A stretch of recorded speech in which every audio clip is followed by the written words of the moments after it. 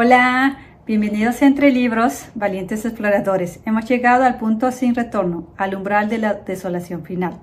En nuestro recorrido de los ecos y los susurros de Comala hemos presenciado la ambición desmedida de Pedro Páramo y la melancolía que se aferra a cada rincón. Ahora nos adentramos en el último acto, donde el tiempo se detiene y la arena se convierte en el destino final. En estas últimas páginas de Pedro Páramo vemos que el desenlace comienza con Abundio Martínez, el arriero que al principio de la novela guía a Juan Preciado. Abundio acaba de perder a su esposa, la Cuca. Desesperado, borracho de alcohol y de duelo, se encamina a la media luna. No busca venganza política, busca una limosna para enterrar a su mujer. Pedro Páramo está sentado en su silla mirando hacia el camino por donde se llevaron el cuerpo de Susana, San Juan, hace mucho. Ya no es el hombre temible de antes, es un hombre que se consume en sus propios recuerdos. Abundio se acerca pidiendo ayuda. Pedro, perdido en su letargo, no entiende bien qué sucede al comienzo. Damiana Cisneros, que está cerca y presenciando todo, ve que Abundio, en un estallido de locura y de dolor, saca el cuchillo y apuñala al cacique.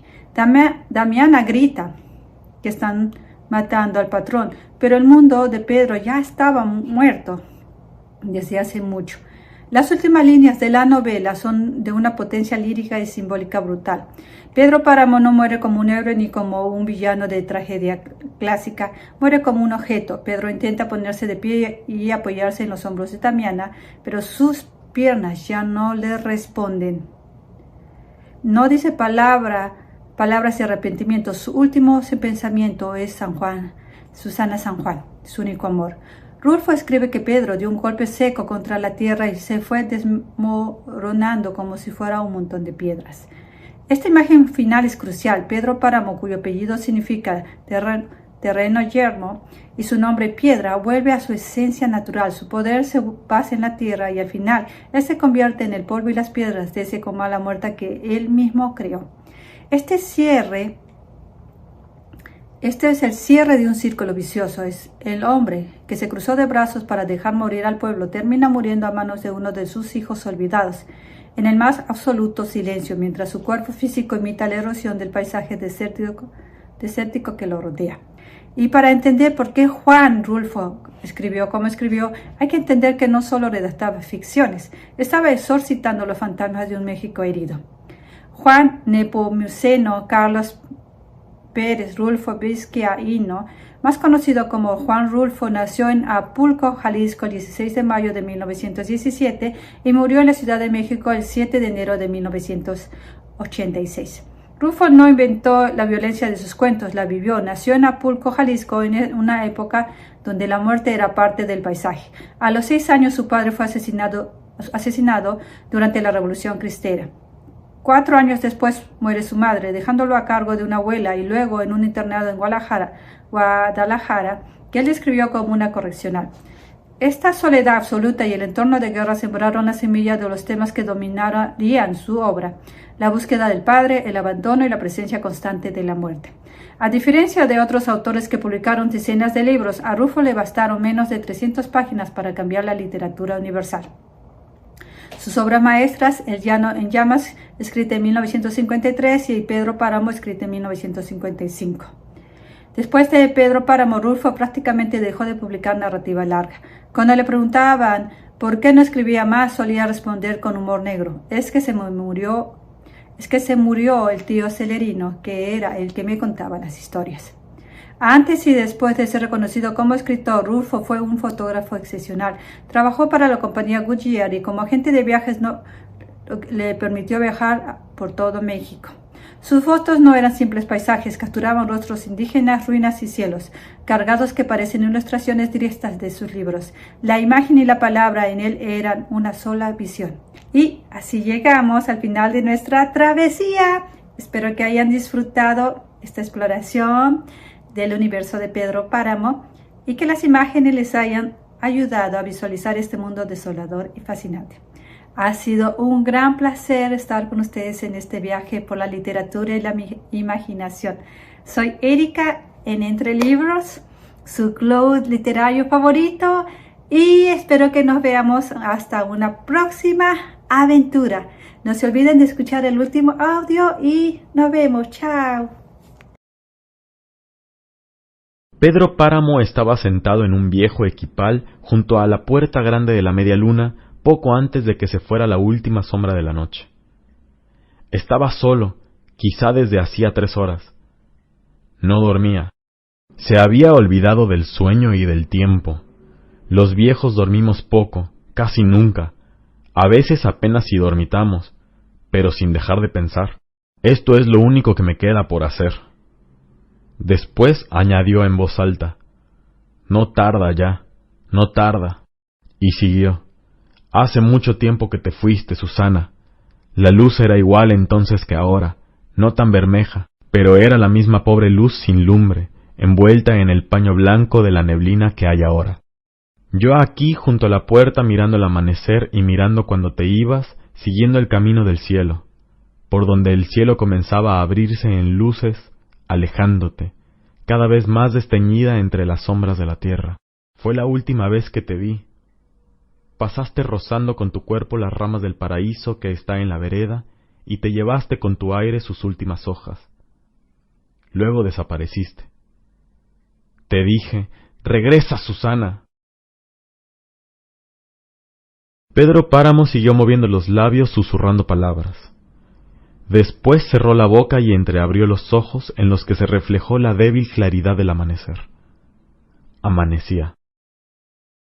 A esa misma hora, la madre de Gamaliel Villalpando, doña Inés, barría la calle frente a la tienda de su hijo cuando llegó, y por la puerta entornada se metió Abundio Martínez. Se encontró al Gamaliel dormido encima del mostrador con el sombrero cubriéndole la cara para que no le molestaran las moscas. Tuvo que esperar un buen rato para que se despertara. Tuvo que esperar a que doña Inés terminara la faena de barrer la calle y viniera a picarle las costillas a su hijo con el mango de la escoba y le dijera: «Aquí tienes un cliente, levántate». El Gamaliel se enderezó de mal genio, dando gruñidos. Tenía los ojos colorados de tanto desvelarse y de tanto acompañar a los borrachos, emborrachándose con ellos. Ya sentado sobre el mostrador, maldijo a su madre, se maldijo a sí mismo y maldijo infinidad de veces a la vida, que valía un puro carajo. Luego volvió a acomodarse con las manos entre las piernas y se volvió a dormir todavía farfullando maldiciones. Yo no tengo la culpa de que a estas horas anden sueltos los borrachos. El pobre de mi hijo, discúlpalo, Abundio. El pobre se pasó la noche atendiendo a unos viajantes que se picaron con las copas. ¿Qué es lo que te trae por aquí tan de mañana? Se lo dijo a gritos porque Abundio era sordo. Pues nada más un cuartillo de alcohol del que estoy necesitando. ¿Se te volvió a desmayar la refugio? Se me murió ya, Madre Villa. Anoche mismito, muy cerca de las 11. Y con que hasta vendí mis burros. Hasta eso vendí para que se me aliviara. No oigo lo que estás diciendo. ¿O no estás diciendo nada? ¿Qué es lo que dices? Que me pasé la noche velando a la muerta, a la refugio. Dejó de resollar anoche. Con razón me olió a muerto. Fíjate que hasta yo le dije al Gamaliel: me huele que alguien se murió en el pueblo. Pero ni caso me hizo. Con eso de que tuvo que congeniar con los viajantes, el pobre se emborrachó. Y tú sabes que cuando está en ese estado, todo le da risa y ni caso le hace a una. ¿Pero qué me dices? ¿Y tienes convidados para el velorio? Ninguno, Madre Villa. Para eso quiero el alcohol, para curarme la pena. ¿Lo quieres puro? Sí, Madre Villa, para emborracharme más pronto, y démelo rápido que llevo prisa. Te daré 2 decilitros por el mismo precio y por ser para ti. Ve diciéndole entre tanto a la difuntita que yo siempre la aprecié y que me tome en cuenta cuando llegue a la gloria. Sí, Madre Villa. Díselo antes de que se acabe de enfriar. Se lo diré. Yo sé que ella también cuenta con usted para que ofrezca sus oraciones. Con decirle que se murió compungida, porque no hubo ni quien la auxiliara. ¿Qué, no fuiste a ver al padre Rentería? Fui, pero me informaron que andaba en el cerro. ¿En cuál cerro? Pues por esos andurriales, usted sabe que andan en revuelta. De modo que también él, pobres de nosotros, Abundio. ¿A nosotros qué nos importa eso, Madre Villa? Ni nos va ni nos viene.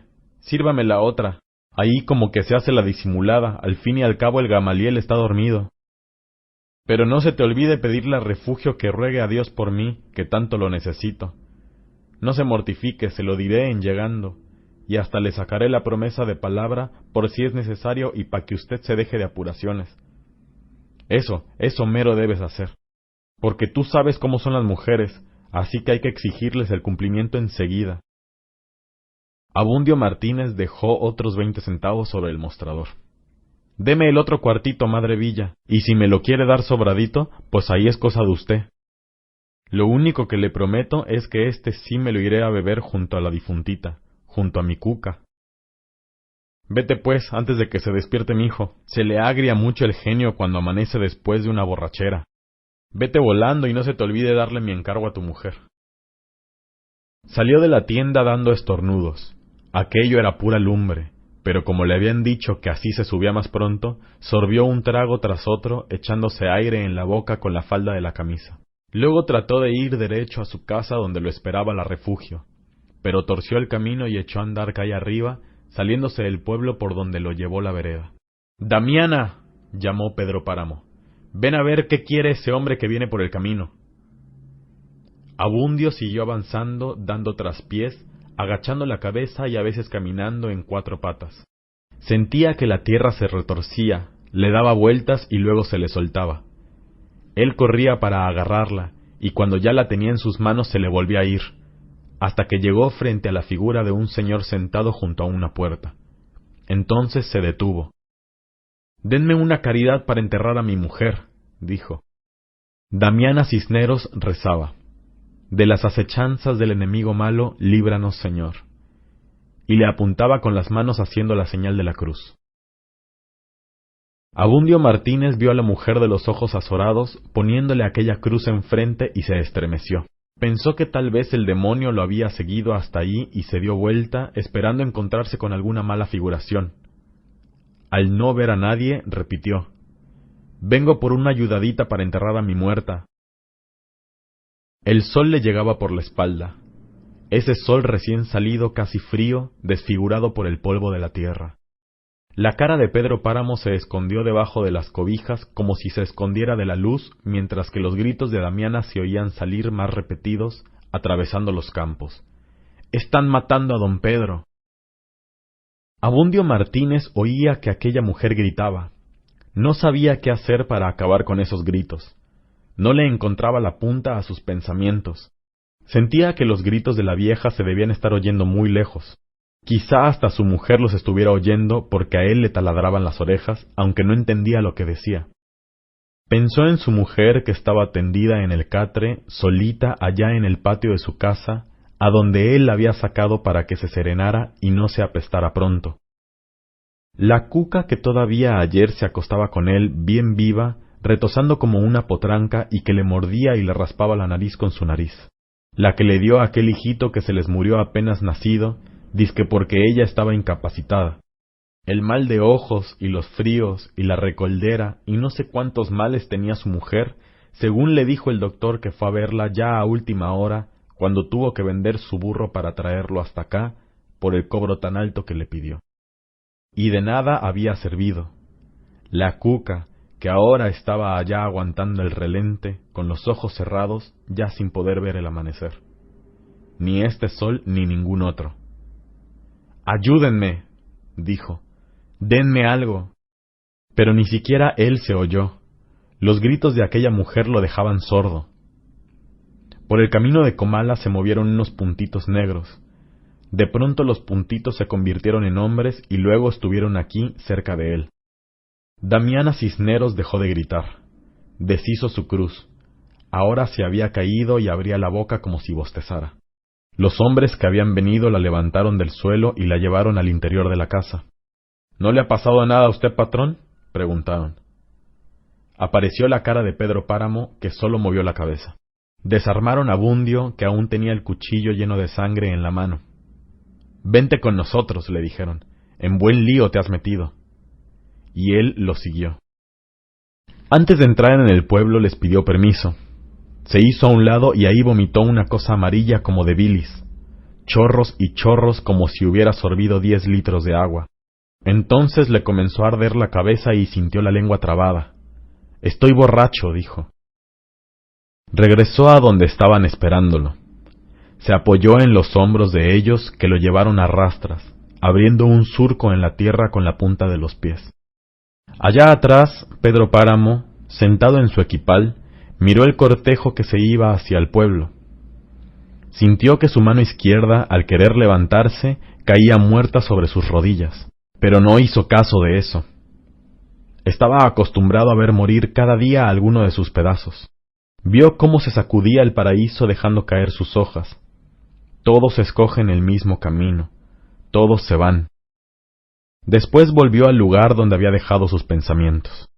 Susana, dijo. Luego cerró los ojos. Yo te pedí que regresaras. Había una luna grande en medio del mundo. Se me perdían los ojos mirándote, los rayos de la luna filtrándose sobre tu cara.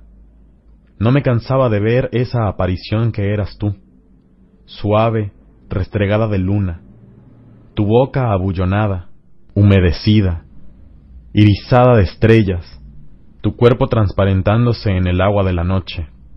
Susana, Susana San Juan. Quiso levantar su mano para aclarar la imagen, pero sus piernas la retuvieron como si fuera de piedra. Quiso levantar la otra mano y fue cayendo despacio de lado, hasta quedar apoyada en el suelo como una muleta deteniendo su hombro deshuesado. Esta es mi muerte, dijo. El sol se fue volteando sobre las cosas y le devolvió su forma. La tierra en ruinas estaba frente a él, vacía. El calor caldeaba su cuerpo. Sus ojos apenas se movían. Saltaban de un recuerdo a otro desdibujando el presente. De pronto su corazón se detenía y parecía como si también se detuviera el tiempo y el aire de la vida. Con tal de que no sea una nueva noche, pensaba él, porque tenía miedo de las noches que le llenaban de fantasmas la oscuridad, de encerrarse con sus fantasmas, de eso tenía miedo. Sé que dentro de pocas horas vendrá Abundio con sus manos ensangrentadas a pedirme la ayuda que le negué, y yo no tendré manos para taparme los ojos y no verlo. Tendré que oírlo, hasta que su voz se apague con el día, hasta que se le muera su voz. Sintió que unas manos le tocaban los hombros y enderezó el cuerpo endureciéndolo. «Soy yo, don Pedro», dijo Damiana. «¿No quiere que le traiga su almuerzo?» Pedro Páramo respondió: «Voy para allá, ya voy». Se apoyó en los brazos de Damiana Cisneros e hizo intento de caminar.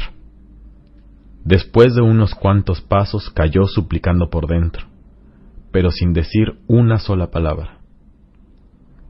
Dio un golpe seco contra la tierra y se fue desmoronando como si fuera un montón de piedras.